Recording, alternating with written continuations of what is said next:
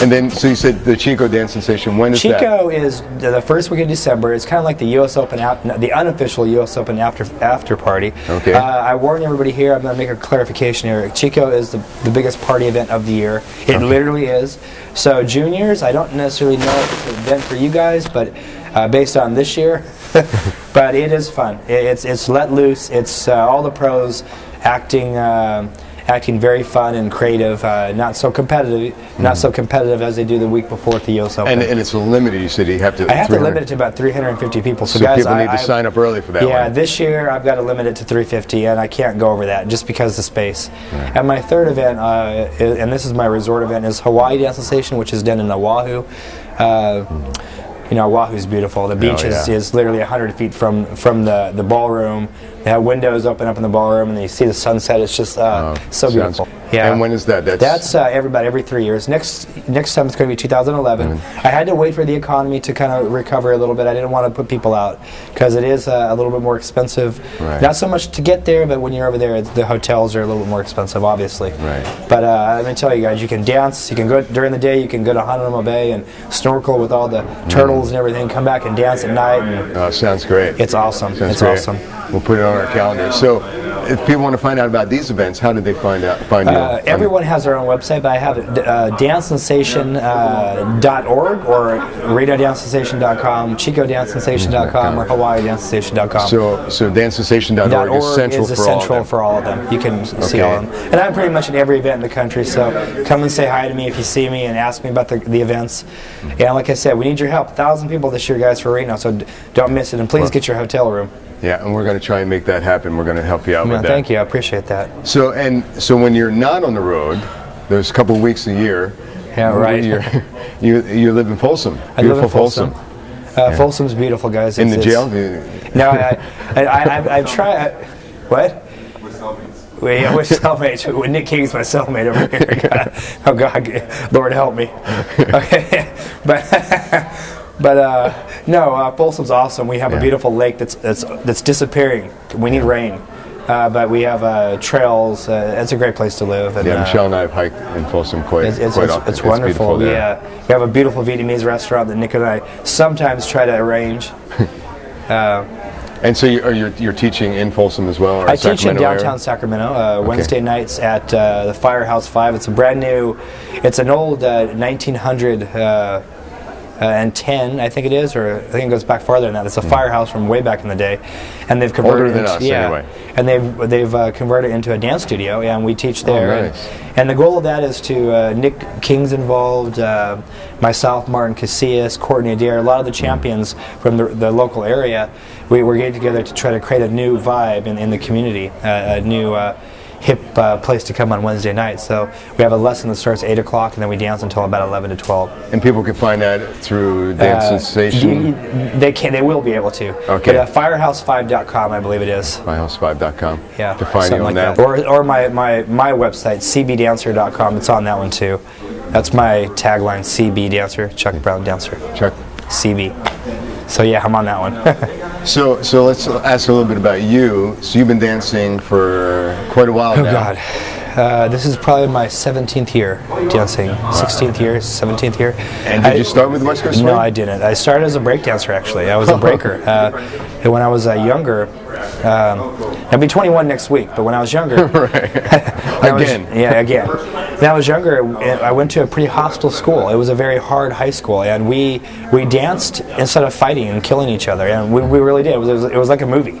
And so you went to Beverly Hills High then? Yeah, pretty right.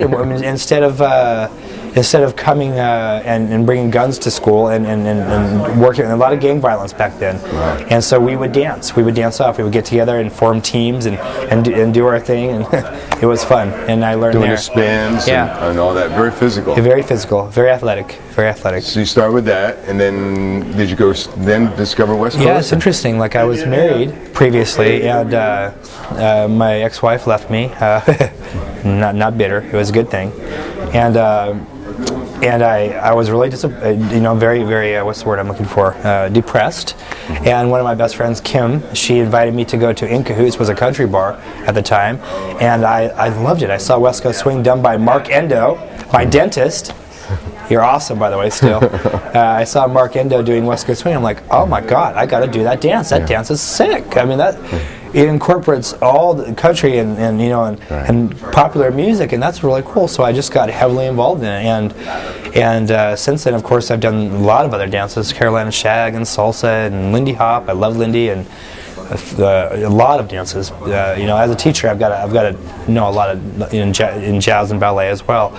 But West Coast Swing, in my opinion, is the best in the world. It's awesome. And do you incorporate elements from those other dances into your style? And I'll be frank, for all you students out there, you know, it wasn't until I started taking ballet and jazz for many years that my dancing has reached this level. Without it, there's no base, guys. And I strongly recommend all you guys take classes that involve individual dance training, African, belly dancing, anything, jazz, lyrical, ballet. One of those will strengthen your centering and balance. Give you more of a foundation. Right.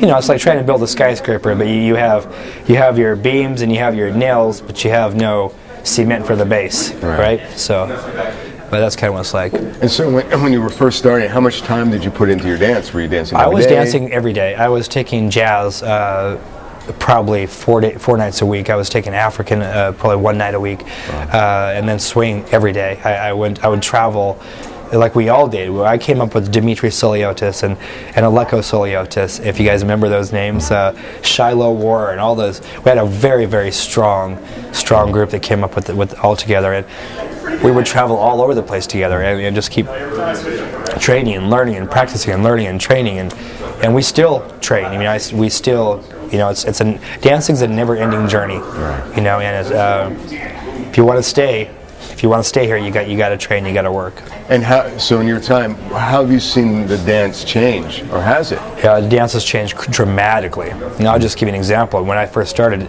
we danced to anything over 130 beats per minute. You play that now, people will leave the dance floor. Okay. What is the average now? Probably about 110. Okay. The difference is there's a number of dances in the world that were created out of the music. As the music changed, the dance would change. Lindy Hop, this dance evolved out of Lindy Hop. And as the music changes, this dance will change. And you know, of course, we know music trends change all the time. Sure. And so our dance has to adapt to it, and which makes our dance frustrating for instructors, because you know, you get the guy in South Dakota going, "I learned this dance 30 years ago, and what you guys are doing, not even swing," right? Right. But it is. I mean, and it's really difficult because some people don't. In our day, we used to dance barefoot. That's right. We used, you know, to be honest with you, an old story of Jack and Annie. You know, they didn't have a lot of places to go dance, so they used to take cars back in the the 60s and make a big circle and have somebody in the middle playing a keyboard or something, or a radio, and they dance in the middle with all the cars with the headlights. I mean, that's how dedicated a lot of these dancers are. We do the same thing, and yeah, but the dance is amazing. And even when you go to different countries, they're playing indigenous music in Brazil and Amsterdam and Russia. Russia's another hot spot, guys. Watch out for them.